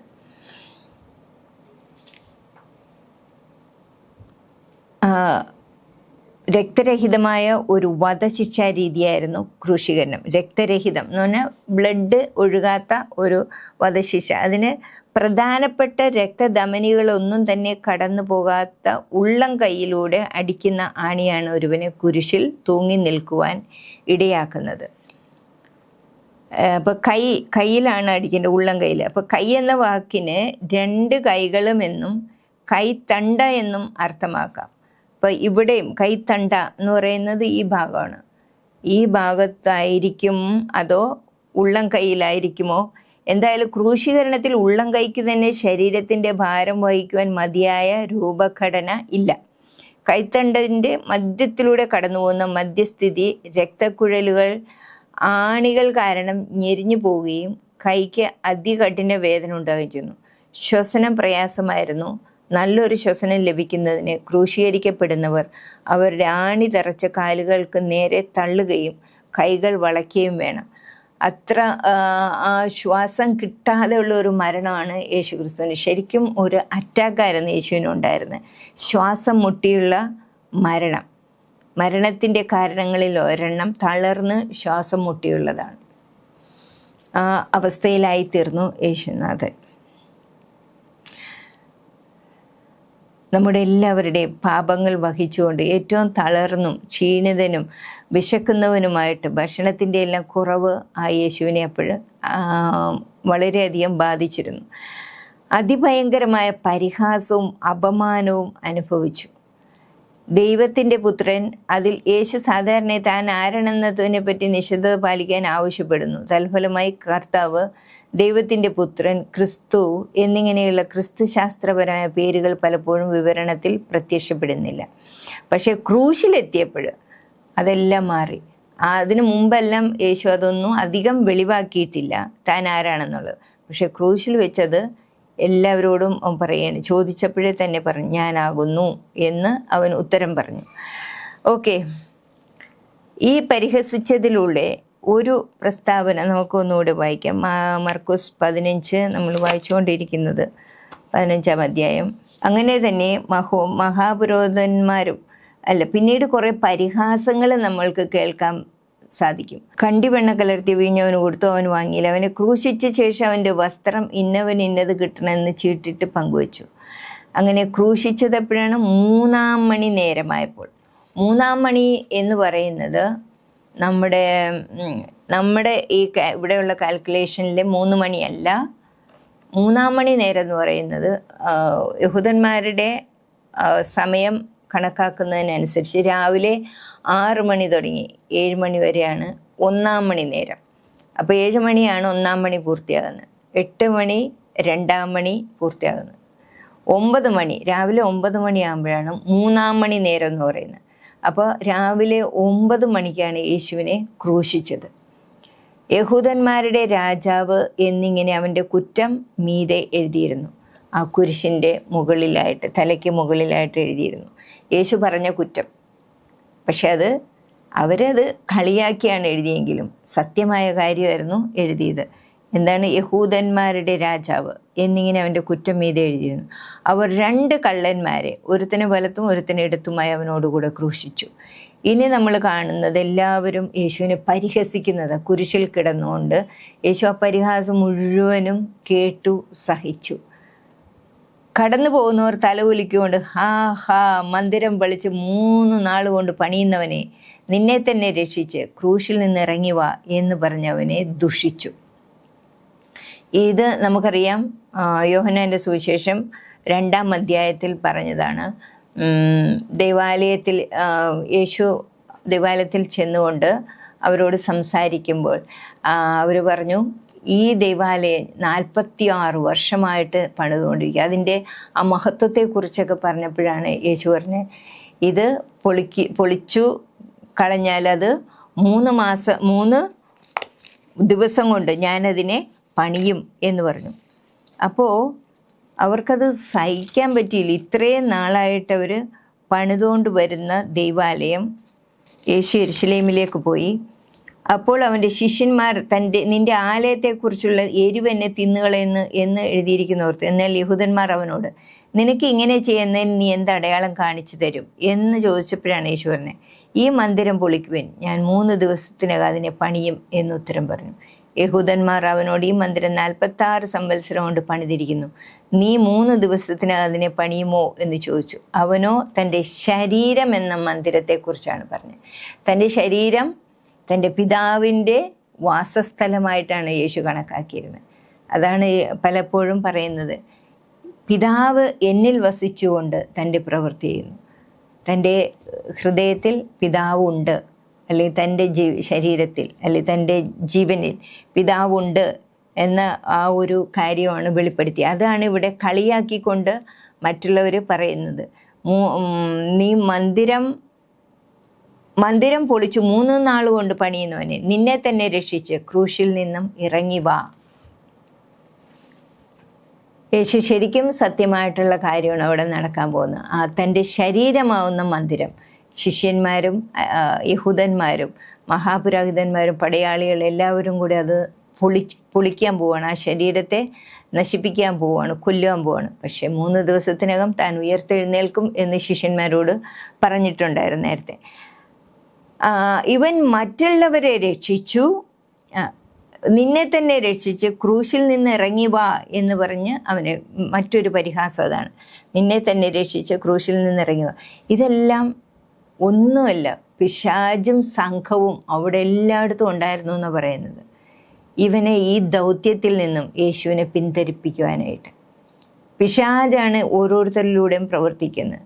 നീ കുരിശിൽ നിന്ന് ഇറങ്ങി വാ എന്ന് പറഞ്ഞ് പരിഹസിക്കുമ്പോൾ മാനുഷിക വികാരങ്ങളുള്ള എല്ലാവരും, പ്രത്യേകിച്ച് യേശുവിന് ആ കുരിശിനെയൊക്കെ തകർക്കാനായിട്ട് ഒരു കുഴപ്പമില്ലായിരുന്നു. ആ യേശു അത് തകർത്ത് ഇറങ്ങി വരുമായിരുന്നു.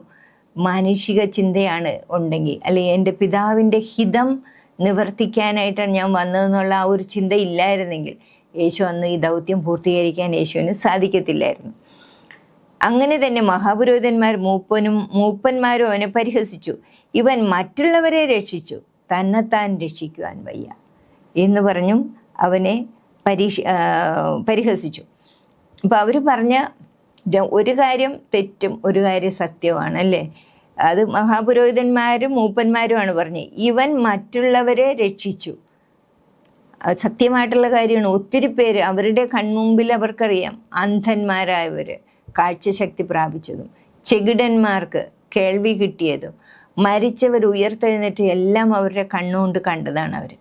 അതാണ് അവർ പറയുന്നത്, ഇവൻ മറ്റുള്ളവരെ രക്ഷിച്ചു, തന്നെത്താൻ രക്ഷിക്കുവാൻ വയ്യ. യേശുവിന് തന്നെത്താൻ രക്ഷിക്കാൻ വയ്യാഞ്ഞിട്ടല്ല അവിടെ കിടക്കുന്നത്. പിലാത്തോസ് പല സന്ദർഭങ്ങളിൽ യേശുവിനെ നീ ഒന്ന് തുറന്നു പറഞ്ഞ് എൻ്റെ എല്ലാ കാര്യങ്ങളും പറഞ്ഞ് യേശുവിനെ രക്ഷിക്കാൻ അല്ലെങ്കിൽ അവന് വെറുതെ വിടാനായിട്ട് പിലാത്തോസ് ശരിക്കും ആഗ്രഹിച്ചിരുന്നു. പക്ഷേ യേശുവിന് അതിനൊരു സമ്മതവും ഇല്ലായിരുന്നു. തന്നെ രക്ഷിച്ച് അവിടെ നിന്ന് രക്ഷപ്പെടണമെന്ന്, അവിടെ നിന്ന് രക്ഷ പ്രാപിച്ച് പോകണമെന്നൊരു ആഗ്രഹവും ഇല്ലായിരുന്നു യേശുവിന്. തന്നെത്താൻ രക്ഷിക്കാൻ കഴിയുമായിരുന്നു, പക്ഷെ അതല്ല രക്ഷ. യേശുവിൻ്റെ മനസ്സിൽ മുഴുവൻ നമ്മുടെ എല്ലാവരുടെയും രക്ഷയായിരുന്നു. അതിന് താനിതെല്ലാം സഹിച്ചേ പറ്റുള്ളൂ എന്ന് യേശുവിനറിയാമായിരുന്നു. ഇതെല്ലാം ഇവരുടെ പരിഹാസങ്ങൾ മാത്രമായിരുന്നു. നാം കണ്ടു വിശ്വസിക്കേണ്ടതിന് ക്രിസ്തു എന്ന ഇസ്രായേൽ രാജാവ് ഇപ്പോൾ ക്രൂശിൽ നിന്ന് ഇറങ്ങി വരട്ടെ എന്ന് തമ്മിൽ പറഞ്ഞു. അവനോടുകൂടെ ക്രൂശിക്കപ്പെട്ടവരും അവനെ പഴിച്ചു പറഞ്ഞു. എല്ലാവരും ചുറ്റും നിന്നീ പരിഹാസങ്ങളാണ് യേശുവിൻ്റെ ചെവിയിലേക്ക് വരുന്നത്. ആ ദൈവത്തിൻ്റെ ശക്തി ഇല്ലായിരുന്നെങ്കിൽ, ദൈവത്തിൻ്റെ ആത്മാവില്ലായിരുന്നെങ്കിൽ, ആ ഗെത്സമനെ തോട്ടത്തിൽ വെച്ച് കൊടുത്ത ആ ധൈര്യം, യേശുവിന് കൊടുത്ത ശക്തി, ദൂതന്മാർ വന്ന് അവനെ ശുശ്രൂഷിച്ചു എന്നാണ് പറയുന്നത് ഗെത്സമനെ തോട്ടത്തിൽ. അതില്ലായിരുന്നെങ്കിൽ യേശു ചിലപ്പോൾ വീണു പോകുമായിരുന്നു ഈ പരിഹാസങ്ങളുടെ എല്ലാം ഇടയിൽ. ക്രൂശിക്കപ്പെട്ട യേശുവിനെ പഴിച്ചു പറഞ്ഞു. 6 മണി നേരമായപ്പോൾ 9 മണി നേരത്തോളം ദേശത്തെല്ലാം ഇരുട്ടുണ്ടായി. 6 മണി നമുക്കറിയാം, 3 മണി എന്ന് പറഞ്ഞാൽ രാവിലെ 9 മണിയാണ്. അപ്പോൾ 6 മണി നേരമാവുന്നത് ഉച്ചയ്ക്ക് 12 മണി. 12 മണിയാകുമ്പോഴാണ് 6 മണി നേരം. യോഹന്നാൻ 4-ാം അധ്യായത്തിൽ ശമരിയക്കാര സ്ത്രീ 6 മണി നേരത്താണ് വെള്ളം കോരാനായിട്ട് വരുന്നത്. അപ്പം 6 മണി നേരം എന്ന് പറഞ്ഞാൽ നട്ടുച്ച നേരം, 12 മണി. അപ്പോൾ തുടങ്ങി നട്ടുച്ചയ്ക്ക് അവിടെ അങ്ങ് ഇരുട്ടാവുകയാണ്. നട്ടുച്ച എന്ന് പറഞ്ഞാൽ ഏറ്റവും വെളിച്ചമുള്ള സമയമാണ്. പക്ഷെ അവിടെ അപ്പോൾ ഇരുട്ട് വരുന്നു. 3 മണിക്കൂർ നേരത്തേക്ക് 9 മണി നേരം വരെ, വൈകുന്നേരം 3 മണി വരെ, ഉച്ച കഴിഞ്ഞ് 3 മണി വരെ, നട്ടുച്ചയ്ക്ക് തുടങ്ങി 3 മണി വരെയും ദേശത്തെല്ലാം ഇരുട്ടുണ്ടായി.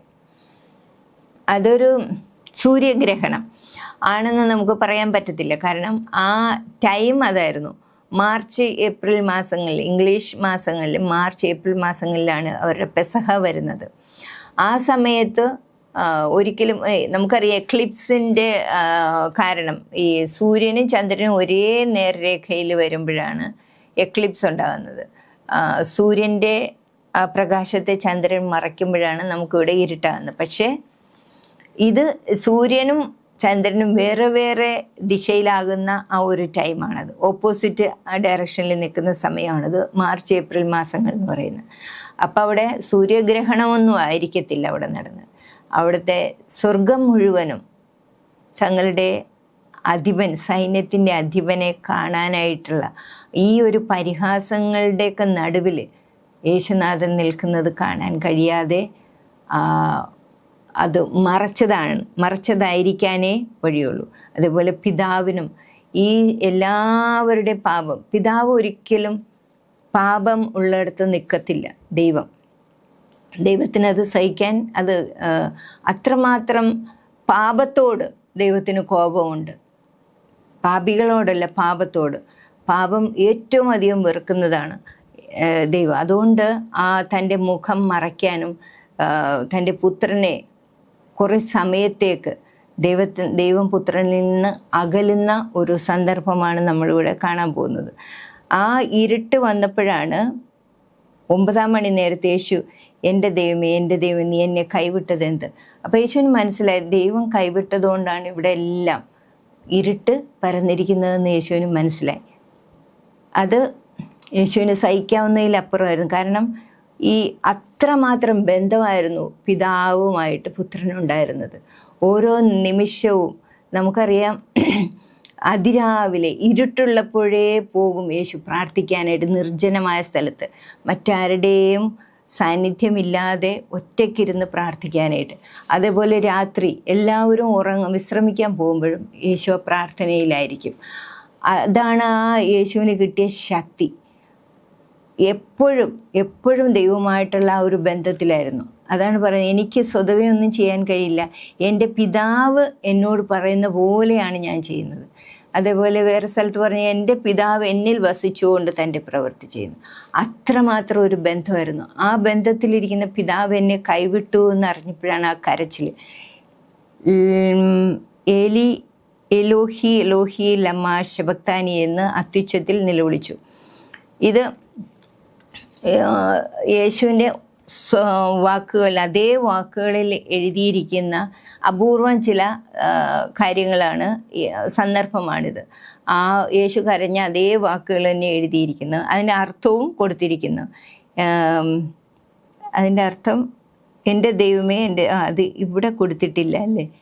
വേറെ സുവിശേഷങ്ങളിൽ നമ്മൾ വായിക്കുന്ന എൻ്റെ ദൈവമേ, എൻ്റെ ദൈവമേ, നീ എന്നെ കൈവിട്ടത്, ഇവിടെ തന്നെ ഉണ്ടല്ലോ, എൻ്റെ ദൈവമേ, എൻ്റെ ദൈവമേ, നീ എന്നെ കൈവിട്ടത് എന്തെന്ന് അർത്ഥമുള്ള എലോഹി എലോഹി ലമാ ശബക്താനി.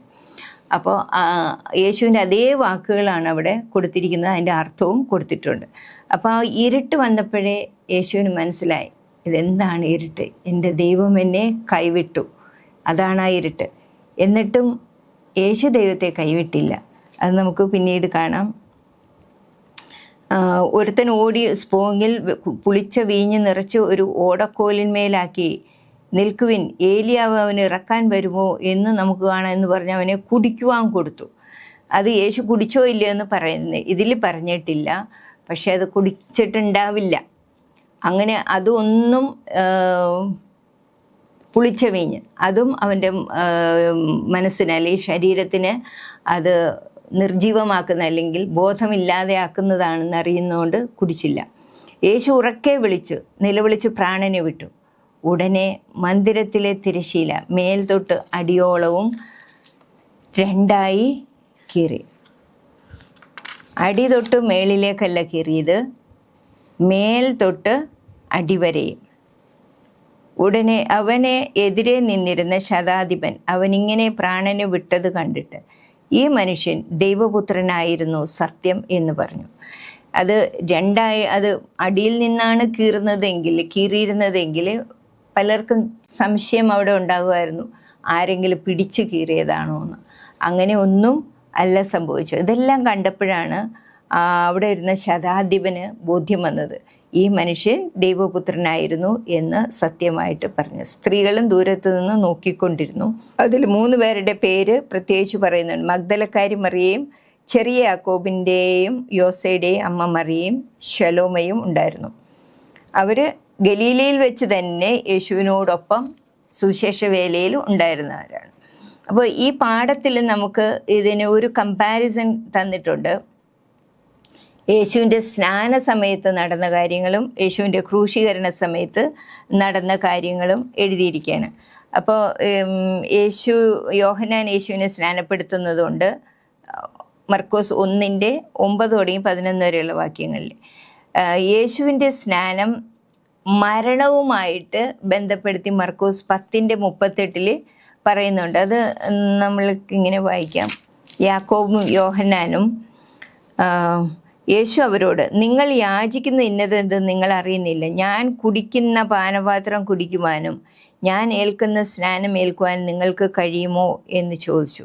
അത് തൻ്റെ ഈ കഷ്ടാനുഭവത്തിൻ്റെ പീഡാനുഭവത്തിൻ്റെ കാര്യമാണ് യേശു ചോദിച്ചത്. അതാണ് രണ്ടിനെ സ്നാനം ആയിട്ട് ഇവിടെ കമ്പയർ ചെയ്തിരിക്കുന്നത്. അതുപോലെ ഏലിയാവ്, യോഹന്നാനെ ശരിക്കും ഏലിയാവിൻ്റെ ആത്മാവോട് കൂടി വന്നതാണ് യോഹന്നാൻ. ഇവിടെ യേശു ഏലിയാവിനെ വിളിക്കുന്നു എന്നാണ് അവർ പറഞ്ഞത്. ഏലിയാവ് ഇവനെ രക്ഷിക്കാൻ വരുമോ എന്ന് കാണട്ടെ എന്നവർ കളിയാക്കി പറയുന്നുണ്ട്. അവനൊരു സ്പോഞ്ചിൽ വെള്ളം നിറച്ച് പുളിച്ച വീഞ്ഞ് നിറച്ച് ഒരു ഓടക്കോലിന്മേലാക്കി ഏലിയാവ് അവനെ ഇറക്കുവാൻ വരുമോ എന്ന് നമുക്ക് കാണാം. അപ്പം ഏലിയാവിനെ ഇവിടെ മെൻഷൻ ചെയ്യുന്നു. സ്നാന സമയത്ത് യോഹന്നാൻ ഏലിയാവിൻ്റെ ആത്മാവോടുകൂടെ വന്നു എന്ന് പറയുന്നു. അതുപോലെ ആകാശം പിളർന്നു, സ്നാന സമയത്ത് ആകാശം പിളർന്ന് ദൈവത്തിൻ്റെ ആത്മാവ് യേശുവിൻ്റെ മേൽ വരുന്നത് കാണുന്നു. ഇവിടെ തിരശീലയാണ് ചിന്തിയത്.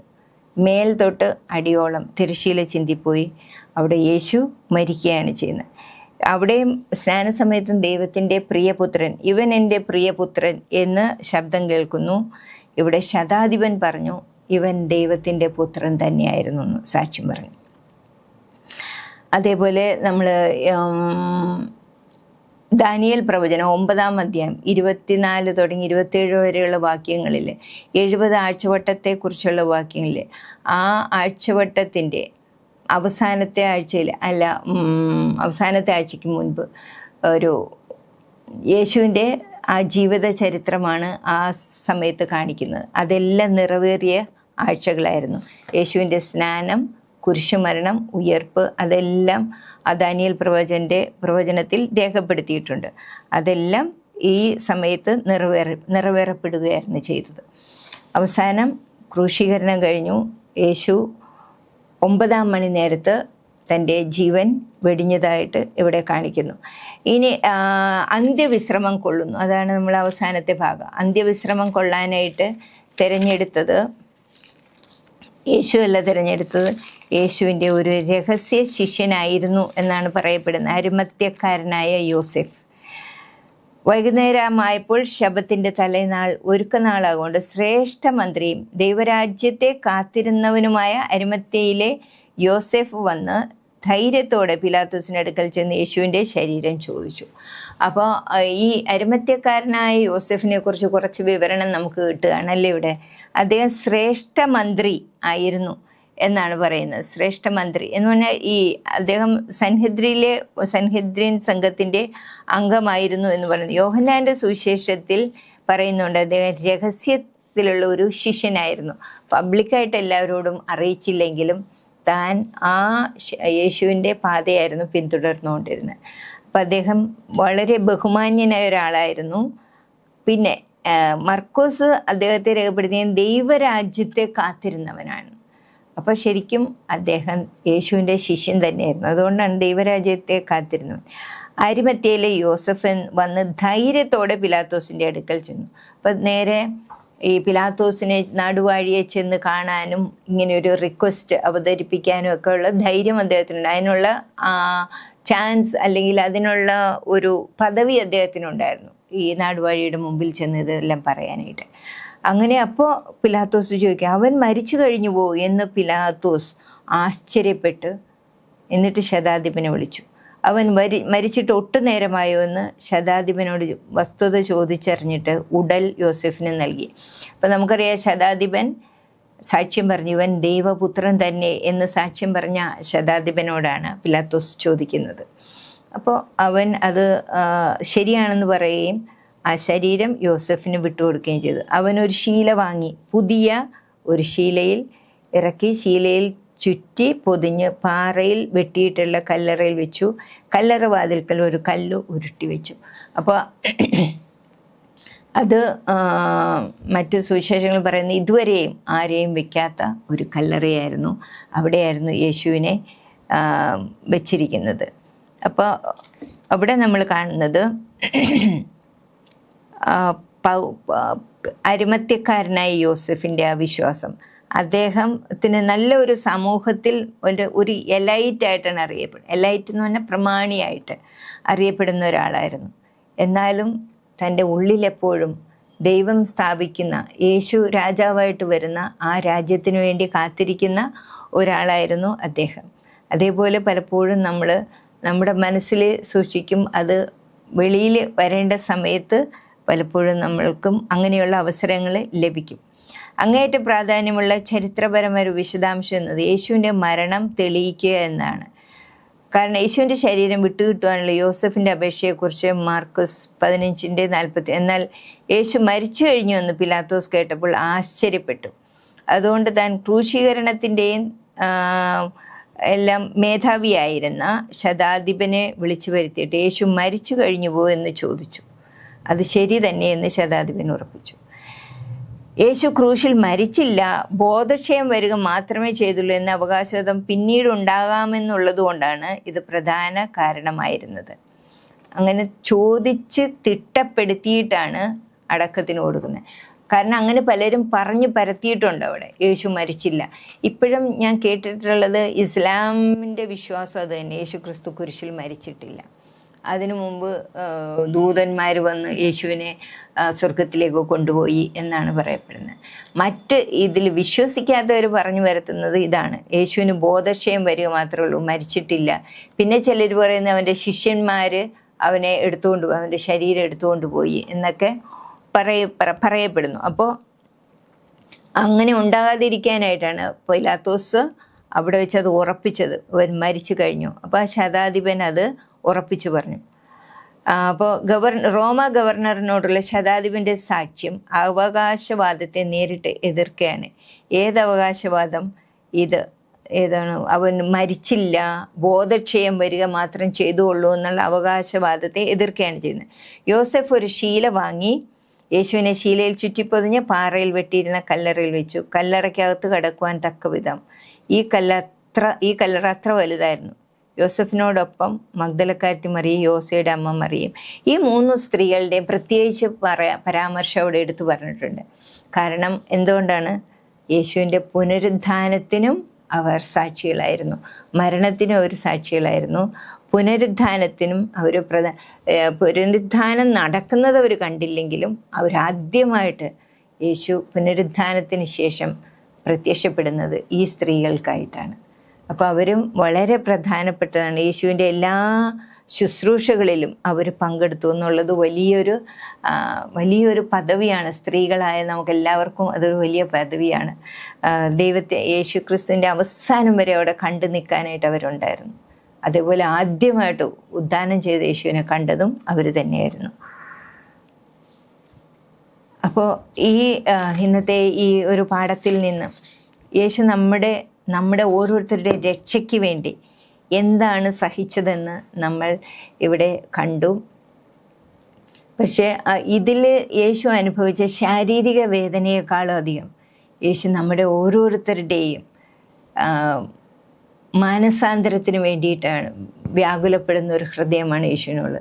നമ്മളെല്ലാവരും ഈ പാപജീവിതം ഒഴിഞ്ഞ് യേശുവിൻ്റെ നല്ല ശിഷ്യന്മാരായി നല്ല അനുയായികളായി തീരണം എന്നുള്ളതാണ്. അതാണ് യേശുവിൻ്റെ ബേർഡൻ മുഴുവനും, ഭാരം മുഴുവനും. തൻ്റെ യേശു ഇതെല്ലാം സഹിച്ചത് എന്താണ്? എബ്രായ ലേഖനത്തിൽ പറയുന്നത്, തനിക്ക് മുന്നിൽ വെച്ചിരിക്കുന്ന സന്തോഷം ഓർത്തിട്ടാണ് യേശു ഇതെല്ലാം സഹിച്ചത്. ആ സന്തോഷം എന്താണ്? നമ്മളെല്ലാവരും നിത്യജീവനിൽ കടക്കണം എന്നുള്ളതാണ്, യേശുവിനോടൊപ്പം ഉണ്ടായിരിക്കണം എന്നുള്ളതായിരുന്നു യേശുവിൻ്റെ സന്തോഷം. അതാണ് തനിക്ക് വരുവാനിരിക്കുന്ന സന്തോഷം, അല്ലെങ്കിൽ തൻ്റെ മുന്നിൽ വെച്ചിരിക്കുന്ന സന്തോഷം ഓർത്തിട്ടാണ് ഇതെല്ലാം സഹിക്കാനായിട്ട് യേശുവിന് കിട്ടിയ ശക്തി. അപ്പം അത് നമ്മൾ ഒരിക്കലും വൃഥാവാക്കി കളയരുത്. ആ സന്തോഷത്തിൽ നമ്മളും പങ്കുചേരുവാൻ ദൈവം എല്ലാവരും അനുഗ്രഹിക്കട്ടെ എന്ന് പ്രാർത്ഥിച്ചുകൊണ്ട് നിർത്തുന്നു. നമുക്കൊരു നിമിഷം പ്രാർത്ഥിക്കാം. സ്തുതിക്കുന്നപ്പാ സ്വർഗീയ പിതാവേ, ഈ കുറച്ച് സമയം അപ്പൻ്റെ പാദപീഠത്തിലിരുന്ന് ഇത് പഠിക്കുവാൻ ഞങ്ങളെ സഹായിച്ചതിനായിട്ട് നന്ദിയോടെ സ്തുതിക്കുന്നത്. ഇതിൽ കേട്ട ഓരോ ഭാഗങ്ങളും അടിയങ്ങളുടെ ജീവിതത്തിലുള്ളതാണ് പിതാവേ. ഒരിക്കലും അങ്ങയെ ത്യജിക്കുവാൻ, ഞങ്ങളുടെ രക്ഷയ്ക്കായിട്ട് വന്ന യേശുവിനെ ത്യജിച്ചുകൊണ്ടൊരു ജീവിതം ഉണ്ടാകാൻ ഇടയാകരുതേ എന്ന് പ്രാർത്ഥിക്കുന്നു. അവിടുത്തെ സന്നിധിയിൽ സമർപ്പിക്കുന്നു. എല്ലാവരുടെയും രക്ഷയ്ക്കായിട്ട് ഒരിക്കൽ കൂടി പ്രാർത്ഥിക്കുന്നത് പ്രാർത്ഥന കേട്ട് ഉത്തരം വരലണമേ. ആമേൻ.